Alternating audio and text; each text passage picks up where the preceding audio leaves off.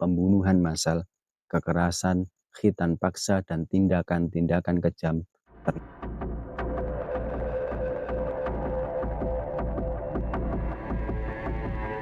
Bismillahirrahmanirrahim.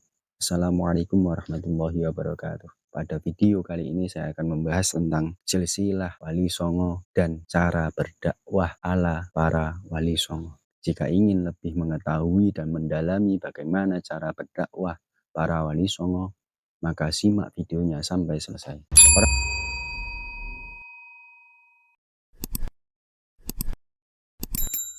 Orang-orang Nusantara banyak memiliki silsilah biologis dari bangsa-bangsa asing.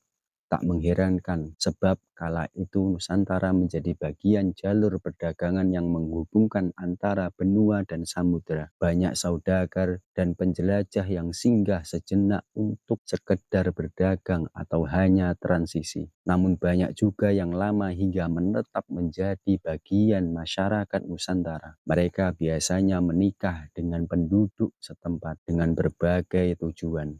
Salah satunya untuk lebih mudah menyebarkan agama yang dianutnya. Itulah kenapa di Nusantara banyak ditemukan ragam agama dan kepercayaan-kepercayaan, baik menjadi mayoritas maupun minoritas. Orang Nusantara sendiri memiliki karakteristik yang sosial religius, menyambut dan menerima setiap pendatang yang berakhlak baik dan sopan santun, juga menghargai segala kebaikan dari setiap agama yang hadir, yang dibawa oleh pendatang. Meski agama tersebut bentuknya impor yang lahirnya jauh dari pegunungan Himalaya dan gurun pasir. Salah satu dari mereka adalah orang-orang Arab Quraisy keturunan Nabi Muhammad SAW, atau sering juga disebut dengan Sayyid, Syarif, dan Habib dari kalangan Alawiyin, yang datang ke Indonesia, menetap, menikah dengan penduduk lokal, yang kemudian menurunkan biologis para Wali Songo. Wali Songo memiliki dua trah biologis sekaligus, dari jalur bapak tersambung hingga Imam Hasan dan Imam Husain. Cucu Rasulullah SAW berdarah Arab Quraisy, sedangkan dari jalur ibu tersambung ke raja-raja Nusantara, berdarah Jawa, Sunda, Melayu, Campa, dan lain-lain. Bahkan ada juga yang bercampur bangsa di luar Nusantara, seperti Persia, India, dan Cina. Di kemudian hari, para keturunan Alawiyin yang menetap di Nusantara diberi gelar Gusti, Kanjeng, Susuhan atau Sunan, dan Raden, juga mengubah beberapa nama mereka menjadi nama-nama penduduk lokal. Hal itu bertujuan agar mereka dapat berselaras dengan sosial budaya setempat dan diterima dalam dakwahnya, seperti Sunan Gunung Jati, Sunan Ampel, Sunan Giri, Sunan Kalijogo, dan lain sebagainya. Sunan Gunung Jati atau Syarif Hidayatullah merupakan cucu Raja Pajajaran dari ibunya yang bernama Nyai Mas Rara Santang binti Prabu Siliwangi atau Pangeran Pemanah Rasa, Raja Sunda Pajajaran. Setelah menikah di Arab dengan Sayyid Hud, seorang Alawiyin, Nyai Mas Rara Santang berganti nama menjadi Syarifah Mutaimah dan melahirkan Sunan Gunung Jati. Ibu Nyai Mas Rara Santang sendiri berdarah Arab, yakni Nyai Subang Larang, putri Syekh Kuro Karawang, yang dinikahi Prabu Siliwangi setelah memenangkan sayembara. Karena Sunan Gunung Jati masih cucu Raja Sunda, ia diperbolehkan menjadi aku, penguasa Cirebon, yang kemudian hari mendirikan istana Pakungwati dan mendeklarasikan diri menjadi Raja Islam Cirebon. Sunan Ampel atau Raden Ali Rahmatullah merupakan putra seorang Alawiyin, Sayyid Ibrahim As-Samarkandi, yang datang ke Campa untuk berdakwah ke istana hingga mempersunting putri raja. Bisa dikatakan Sunan Ampel merupakan cucu Raja Campa dari sang ibu, yang jika ditelusuri terus ke atasnya akan sampai ke keluarga Raja Singosari, Prabu Kertanegara. Hal ini yang menjadikan Sunan Ampel sangat mudah memasuki istana kerajaan Majapahit karena sama-sama memiliki darah Singosari. Didukung pula bibi Sunan Ampel dari ibu yang menjadi istri Prabu Brawijaya V Majapahit, menjadikannya lebih gampang memasuki wilayah istana hingga diberikan tanah perdikan di Ampel Denta Surabaya. Kelak tanah tersebut dikelola dan dibangun pondok pesantren Ampel Denta.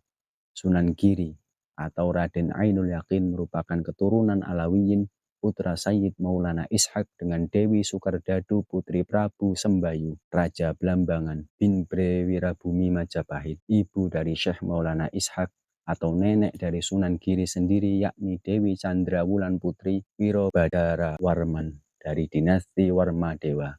Karena memiliki dua trah, Alawiyin dan Majapahit, kelak Sunan Giri berani mendirikan pemerintahan yang mandiri yang disebut Giri Kedaton. Sunan Kalijaga atau Raden Syahid juga seorang Sayyid atau Alawiyin. Kakeknya bernama Sayyid Abdurrahman karena berhasil mengislamkan Adipati Tuban. Abdurrahman berhasil menikahi putri Arya Dikara dan dikaruniai anak bernama Sayyid Arya Wilatikta. Dari Arya Wilatikta inilah lahir Sunan Kalijaga. Tatkala Arya Dikara wafat, Sayyid Abdurrahman menggantikannya sebagai Bupati Tuban, kemudian mengganti namanya menjadi Arya Teja. Karena ikatan kekerabatan itulah dakwah para wali songo sangat diterima di kalangan raja-raja setempat, bahkan direstui dan diberikan tanah perdikan untuk menyebarkan dakwah kepada masyarakatnya. Tanpa ikatan biologis, sangat sulit menerima orang asing, terutama bagi seorang penguasa. Keturunan Wali Songo kemudian terus-menerus secara biologis dengan kerajaan-kerajaan Islam seperti Demak, Pajang, Cirebon, Banten, Lampung, Mataram, dan lain sebagainya, hingga kelak menurunkan kiai-kiai Nahdlatul Ulama. Jika dihitung secara akumulatif, hampir 50% kiai-kiai NU dari jalur bapak memiliki nasab biologis sampai Imam Hasan dan Imam Husain lewat jalur para Wali Songo. Sedang dari jalur ibu bersambung kepada raja-raja Nusantara. Itulah mengapa akidah, fitrah, harokah, amaliyah, kiai-kiai NU sama dengan para wali songo. Bukan hanya dikuatkan secara nasab keilmuan, melainkan juga nasab biologis. Sama-sama dakwah yang mengedepankan rahmatan lil alamin. Selain itu, Wali Songo juga semacam lembaga dakwah yang beranggotakan 9 tokoh penyebar agama Islam.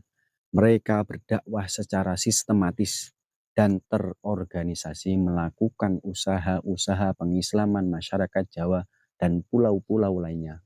Anggota Dewan Dakwah ini tetap 9 orang. Sehingga jika ada salah seorang anggotanya yang meninggal, maka anggota lain masuk menggantikannya. Semuanya bergelar Sunan selaku gelar kehormatan penguasa dunia sekaligus gelar guru spiritual yang memiliki sejumlah keistimewaan. Masing-masing memiliki tugas dalam dakwah Islam melalui perbaikan sistem nilai dan sistem sosial budaya masyarakat. Kesembilan anggota Wali Songo yang termasyhur adalah Sunan Gresik, Sunan Ampel, Sunan Bonang, Sunan Derajat, Sunan Kudus, Sunan Giri, Sunan Kalijaga, dan Sunan Muria. Secara umum, dapat dikatakan meski kegiatan dakwah di Nusantara sudah dimulai sejak abad ke-7, tetapi Islam belum diterima secara masif oleh penduduk pribumi.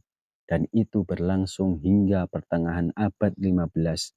Baru pada abad ke-15, tepatnya era dakwah yang dipelopori para sufi yang dikenal Wali Songo, Islam dengan cepat diserap melalui asimilasi dan sinkretisme budaya Nusantara.